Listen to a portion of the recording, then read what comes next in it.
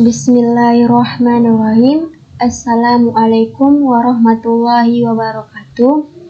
Perkenalkan, nama saya Mega Julia Hutagalung dengan NIM 0102201039 semester 5 prodi jurusan Bimbingan Penyuluhan Islam Fakultas Dakwah dan Komunikasi Universitas Islam Negeri Sumatera Utara.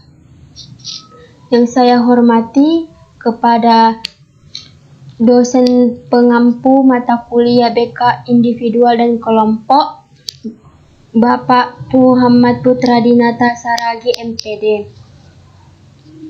Baiklah, materi pertama yang akan saya sampaikan dalam pembahasan di sini yaitu analisis sumber masalah klien dalam konseling. Bicara soal masalah konseling, klien yang datang kepada konselor mempunyai karakter yang berbeda, permasalahan yang berbeda. Banyak masalah yang dialami oleh klien, baik yang berhubungan dengan fisik maupun dengan psikologis. Masalah yang berhubungan dengan fisik seperti susah tidur, kurang istirahat, kurang fokus, dan lain sebagainya. Dan masalah yang berkaitan dengan psikologis seperti depresi, kecewa, stres, kecemasan, frustasi, dan lain sebagainya. Kedua masalah tersebut sangat mempengaruhi kondisi klien, yang dimana menjadi kurang baik. Oleh karena itu, konselor dibutuhkan oleh para klien yang tidak mampu menangani masalah yang ada pada dirinya. Baiklah, di sini saya akan menjelaskan lagi yang materinya sumber masalah dari dalam diri klien dalam konseling. Masalah berdasarkan KBBI merupakan sesuatu yang harus diselesaikan dalam kehidupan manusia, selalu menjumpai hambatan, rintangan, dan kesulitan dalam usaha mencapai tujuannya. Masalah tersebut timbul bila individu atau kelompok masyarakat berbuat yang menyimpang dari norma-norma yang berlaku. Menurut Sapari Iman Asy'ari, masalah adalah kenyataan yang tidak meringankan dalam hidup, baik perasaan pikiran, kemauan terhadap perasaan yang dirahasiakan oleh seseorang yang menyadarinya dirinya sendiri dan cara mencapainya. Masalah dalam kamus konseling adalah suatu keadaan yang mengakibatkan seorang atau kelompok menjadi rugi atau sakit melakukan sesuatu. Sedangkan menurut W.S. Winkel dalam bukunya Bimbingan dan Konseling di Sekolah Menengah, masalah adalah suatu yang menghambat, merintangi, mempersulit dalam mencapai usaha untuk mencapai tujuan. Klien merupakan semua individu yang diberi bantuan oleh seorang konselor atas permintaan dia sendiri ataupun permintaan orang lain. Di samping itu, klien adalah orang yang perlu memperoleh perhatian sehubung dengan masalah yang dihadapinya. Namun, demikian keberhasilan mengatasi masalah itu sebenarnya sangat ditentukan oleh pribadi klien itu sendiri. Adapun klien yang datang atas kemauan diri sendiri karena dia sadar di dalam dirinya ada sesuatu kekurangan atau masalah yang memerlukan bantuan seorang ahli. Seorang klien akan mendatangi konselor dengan tujuan memecahkan masalah yang dimilikinya, karena konselor adalah pihak yang memberikan bantuan, sedangkan klien adalah pihak yang membutuhkan bantuan. Dalam bimbingan dan konseling, dibutuhkan adanya seorang konselor dan tak luput dari adanya sebuah permasalahan yang dimiliki oleh seorang klien. Masalah itu sendiri adalah sebuah tantangan bagi seorang konselor untuk mengembangkan intelektualitas yang dimilikinya sebagai helping profession, yakni sesuatu yang perlu diselesaikan. Dengan teori-teori yang ada, Konselor diharapkan mampu menyelesaikan masalah klien sesuai harapan dan kebutuhan klien tersebut. Pada dasarnya, setiap individu menghadapi permasalahan dalam hidupnya dalam jenis dan intensitas yang berbeda. Di antara masalah-masalah tersebut, beberapa masalah dapat dipecahkan sendiri tanpa intervensi konselor. Sedangkan masalah lainnya masih belum bisa diselesaikan sehingga mereka membutuhkan bantuan konselor. Konseling merupakan satu proses dua arah antara konselor profesional dengan individu yang memerlukan bimbingan.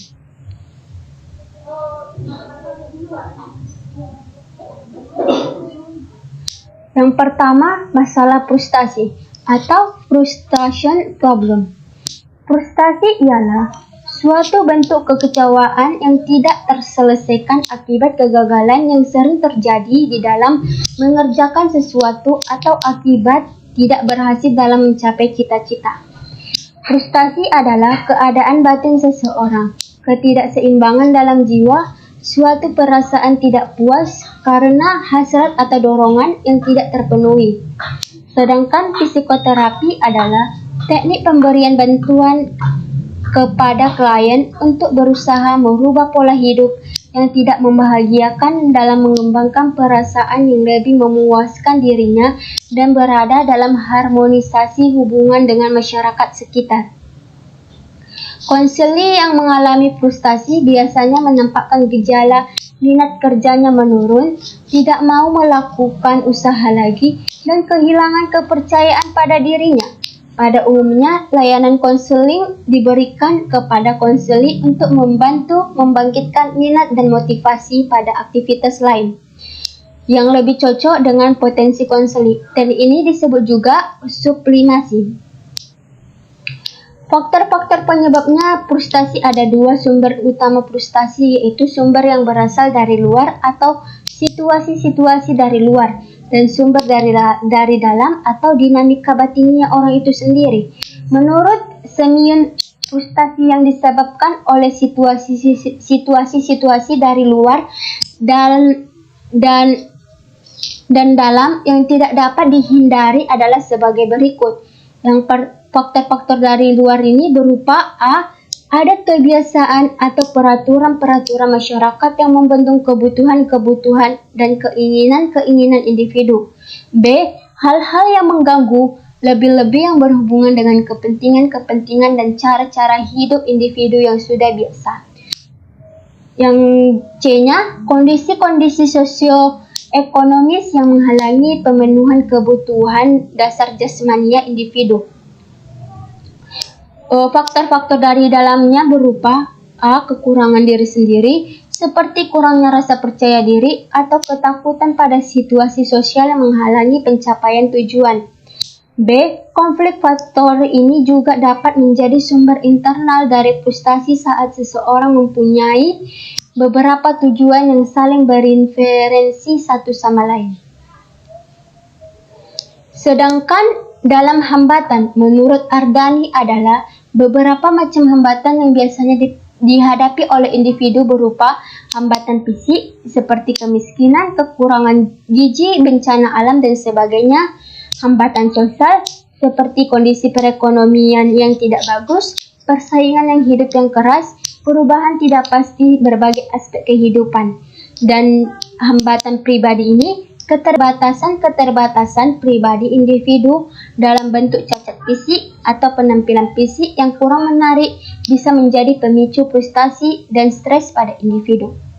Yang kedua, masalah kecemasan atau anxiety problem.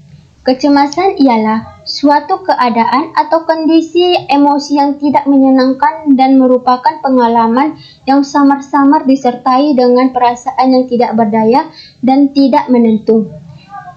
Pada umumnya, kecemasan ini bersifat subjektif yang ditandai dengan adanya perasaan tegang, khawatir, takut, dan disertai adanya perubahan psikologis serta peningkatan denyut nadi, perubahan pernapasan, dan tekanan darah. Mahasiswa akan mengalami kecemasan bila menghadapi situasi yang membahayakan dirinya, seperti ujian mata kuliah yang dianggap paling sulit, belum mendapatkan persetujuan pada saat revisi skripsi, dan sebagainya. Kecemasan ini merupakan pengalaman perasaan yang menyakitkan serta tidak menyenangkan. Ia timbul dari reaksi ketegangan dalam atau intern dari tubuh. Ketegangan ini akibat suatu dorongan dari dalam dan dari luar dan dikuasai oleh susunan urat saraf yang otonom.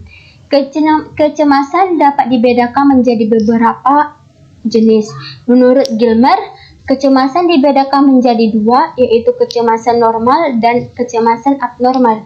Adapun Lazarus dan Spielberger yang dikutip Kendall juga membedakan kecemasan menjadi dua, yaitu state anxiety dan trait anxiety. Kecemasan normal. Kecemasan normal ini adalah suatu kecemasan yang derajatnya masih ringan dan merupakan suatu reaksi yang dapat mendorong konseli untuk bertindak, seperti menunjukkan kurang percaya diri dan juga dapat melakukan mekanisme pertahanan ego. Contohnya seperti memberikan suatu alasan yang rasional atas kegagalan yang dialaminya. Kecemasan abnormal. Abnormal ini adalah suatu kecemasan yang sudah kronis. Adanya kecemasan tersebut dapat menimbulkan perasaan yang sudah kronis.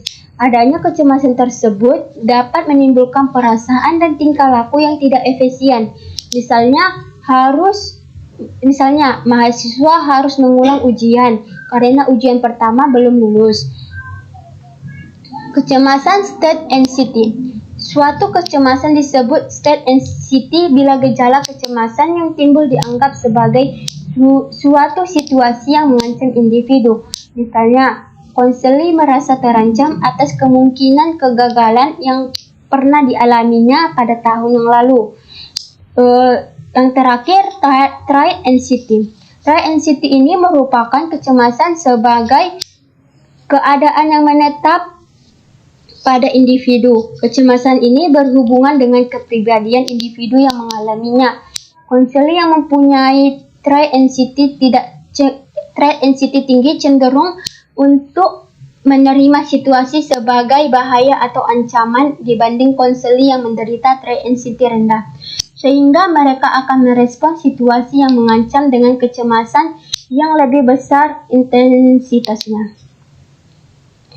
Konseli yang mengalami kecemasan tersebut, pada dirinya timbul reaksi-reaksi tersebut tertentu. Pada dasarnya, reaksi kecemasan ini dapat dibedakan menjadi reaksi fisiologis dan psikologi. Reaksi fisiologis adalah reaksi tubuh, terutama oleh organ-organ yang diatur oleh saraf simpatetis seperti jantung, pembuluh darah, kelenjar pupil mata, sistem pencernaan, dan sistem pembuangan. Dengan adanya kecemasan, maka satu atau lebih organ-organ dalam tubuh akan mengalami peningkatan fungsinya, seperti jantung berdebar-debar, sering buang air kecil, perut rasanya nyeri, keluar keringat dingin, gemetar, dan sirkulasi darah tidak teratur. Reaksi psikologis ini adalah kecemasan yang biasanya disertai oleh reaksi fisiologis seperti adanya rasa tegang, kebingungan, merasa terancam, tidak berdaya, rendah diri, kesulitan memusatkan perhatian, dan kesulitan berkonsentrasi.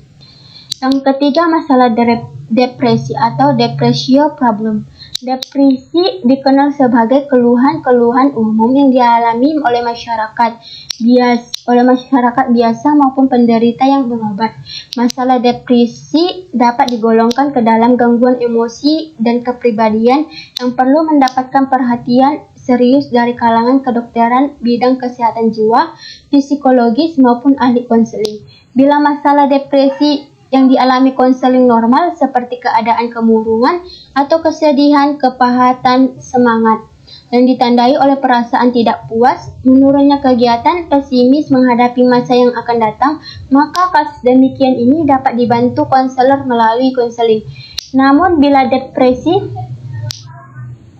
yang diderita konseling yang diderita konseli digolongkan sebagai gangguan kepribadian seperti kasus patologis kronis yang ketidakmampuan ekstrim untuk merangsang berlebihan sehingga konseling cenderung bunuh diri, maka kasus ini bisa direferal kepada psikiater.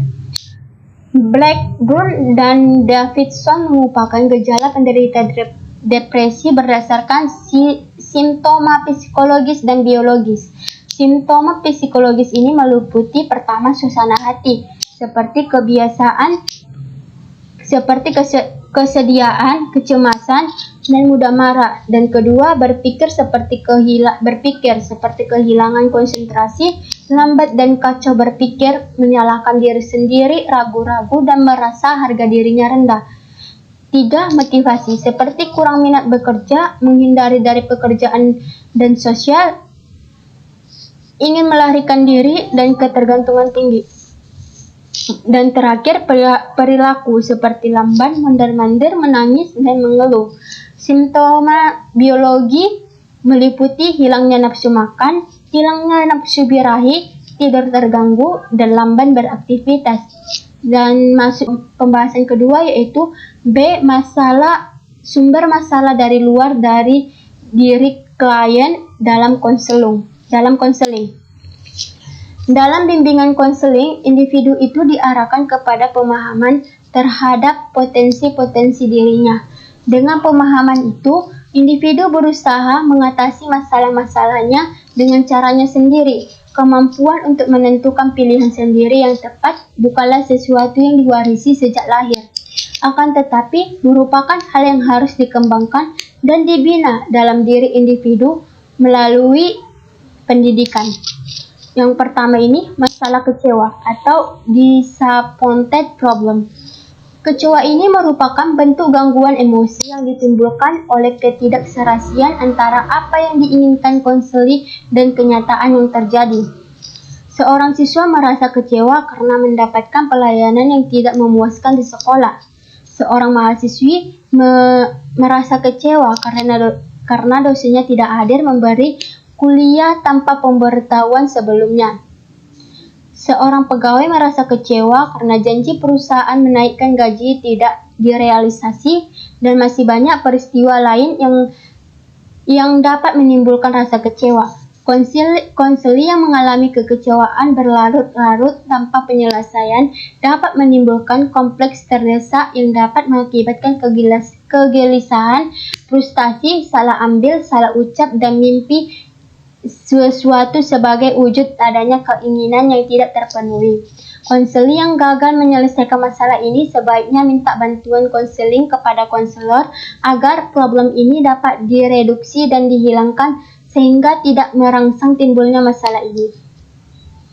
2. Masalah konflik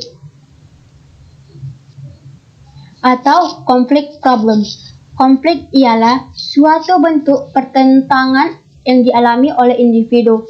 Konflik yang dialami konseli bisa ditimbulkan oleh dua faktor. Yang pertama yaitu faktor dari dalam diri konseli dan dari luar diri konseli. Penyebab pertama terjadinya yaitu karena apa yang dilakukan konseli tidak sesuai dengan keyakinan konseli. Sedangkan penyebab kedua timbul bila keinginan dan harapan konseli tidak sesuai dengan kenyataan di luar dirinya. Konflik sebagai masalah psikologi sangat mempengaruhi perilaku individu. Konseli yang mengalami konflik biasanya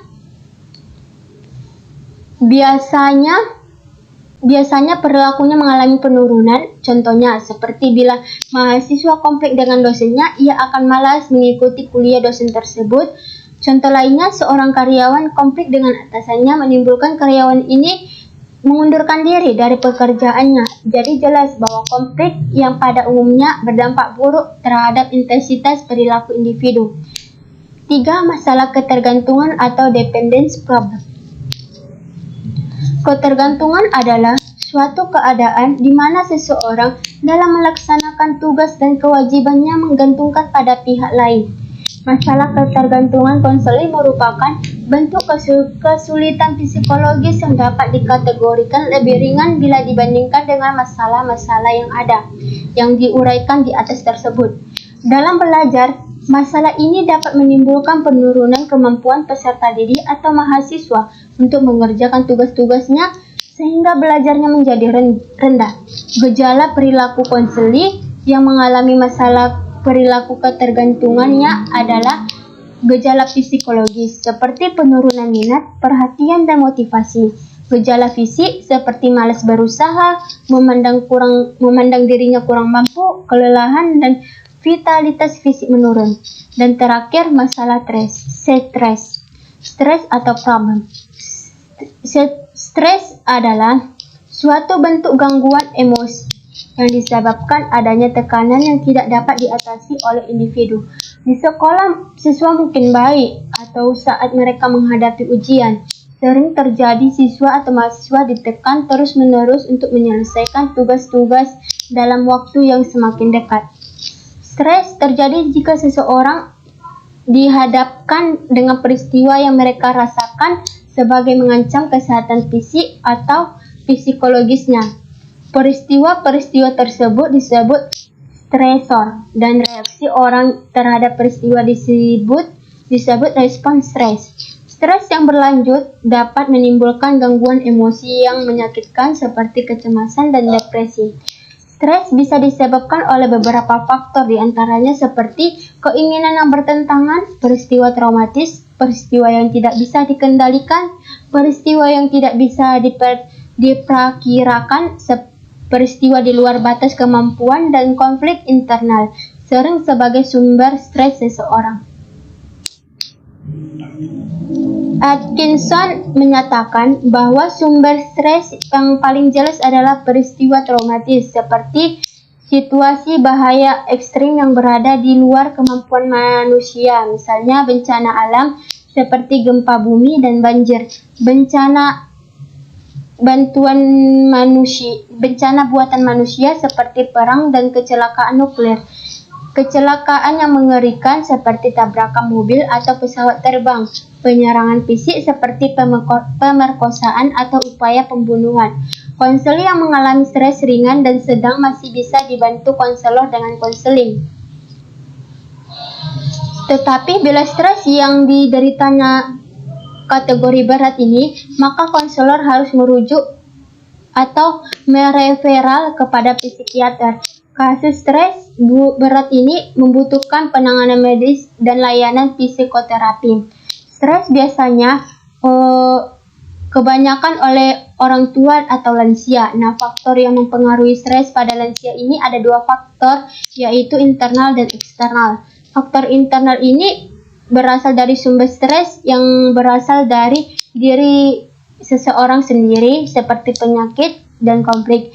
Sedangkan faktor eksternalnya adalah sumber stres yang berasal dari luar diri seseorang seperti keluarga dan lingkungan.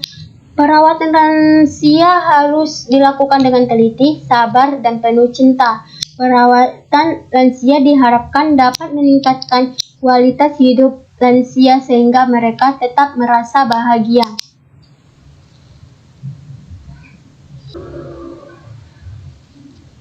Dan dapat menjalani kehidupan masa tuanya dengan lebih baik.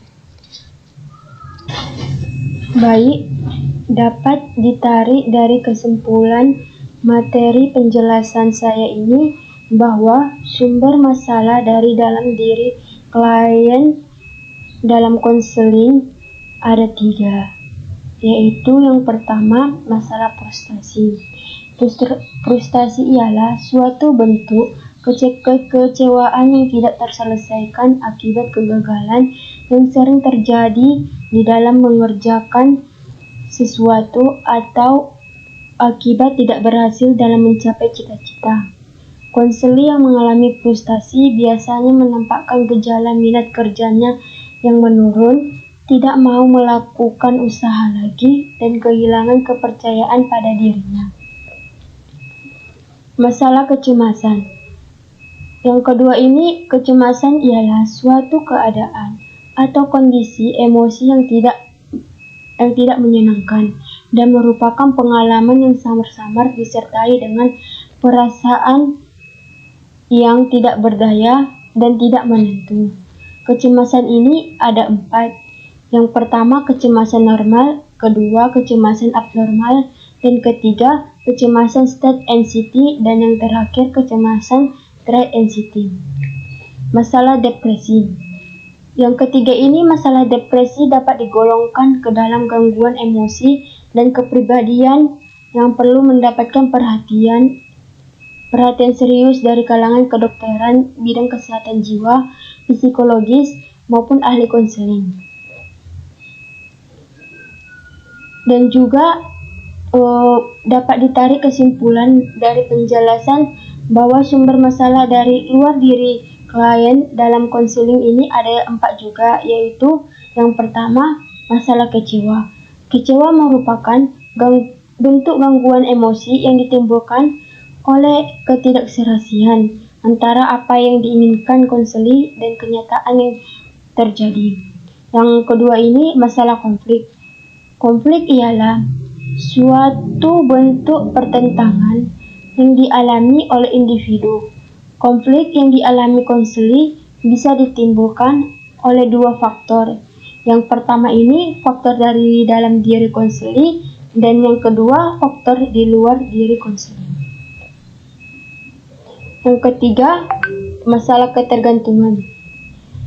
Ketergantungan adalah suatu keadaan di mana seseorang dalam melaksanakan tugas dan kewajibannya menggantungkannya kepada bantuan pihak lain. Masalah ketergantungan ini konseli merupakan bentuk kesulitan psikologis yang dapat dikategorikan lebih ringan bila dibandingkan dengan masalah-masalah yang lainnya. Yang terakhir, masalah stres. Stres adalah suatu bentuk gangguan yang emosinya disebabkan adanya tekanan yang tidak dapat diatasi oleh individu. Perlu juga saya jelaskan, permasalahan yang dihadapi konselor ini dibagi menjadi 2. Yang pertama ini internal dan eksternal. Permasalahan internal adalah permasalahan yang ada pada diri seorang konselor tersendiri, dan masalah eksternal adalah masalah yang terjadi di luar diri konselor yang menghambat kinerja konselor dalam menjalankan dan menyelesaikan tugas-tugasnya. Dalam proses konseling, konselor berperan sebagai pembimbing pengarah kepada klien. Hasil akhir dari pengambilan keputusan klienlah yang menentukannya. Oleh karena itu, konselor dituntut untuk mampu mendengarkan, memahami, merespon terhadap permasalahan yang sedang dialami oleh kliennya. Konselor mampu menguasai teknik-teknik konseling dan paham terhadap semua proses konseling. Karena kunci keberhasilan utama dari konseling tersebut terletak pada proses pertama, yakni membangun hubungan dengan klien. Apabila pada tahap awal ini sudah mampu menciptakan rapport, maka tahap selanjutnya akan dilaksanakan dengan baik pada proses konseling. Dan juga sebagai seorang konselor, tentunya tidak terlepas dari kesalahan-kesalahan yang akhirnya membuat masalah bagi konselor itu sendiri. Maka yang dapat diberikan dari seorang konselor ini adalah harus terus memperbaiki diri, belajar dari kesalahan-kesalahan yang terdahulu sehingga dapat mengurangi permasalahan atau masalah yang dalam menjalankan proses konseling ini. Sekian, mohon maaf apabila dalam penjabaran materi saya yang masih banyak terdapat kekurangan dan kesalahan dalam penyampaian pengucapan ini dalam materi ini. Dan juga saya ucapkan terima kasih. Saya akhiri. Wassalamualaikum warahmatullahi wabarakatuh.